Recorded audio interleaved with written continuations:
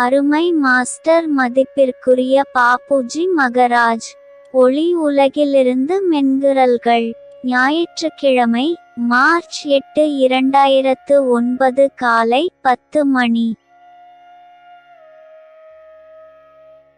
இருக்கட்டும், மனிதர்கள் பேசிவிட்டு போகட்டும். இச்செய்திகள் தொடர்பான குறிப்பிட்ட சிலரின் அற்பமான புத்தியும் பொறாமையும் ஒரு பொருட்டல்ல.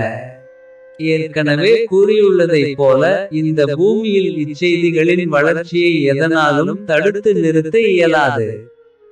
அவை ஏற்படுத்தும் தாக்கம் இவ்வுலகையும் கடந்து அப்பால் செல்கிறது. இதை நீ கற்பனையாவது செய்திருப்பாயா?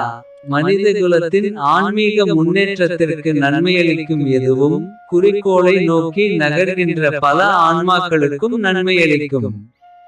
அவை இத்தகைய உள்முக எழுச்சியால் உருவான புத்தகங்களை நாடுகின்றன.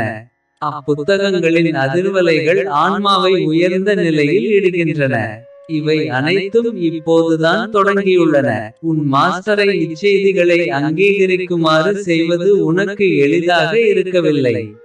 ஏனெனில், எங்களுடன் தொடர்பு கொள்வதாக உரிமை கோரியது நீ ஒருவள் மட்டுமாக இருக்கவில்லை.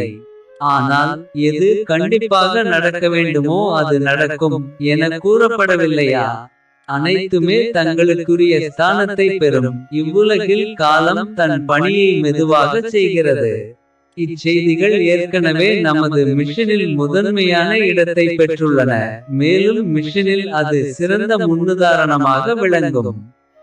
அது அவ்வாறுதான் உள்ளது. பாப்புஜி.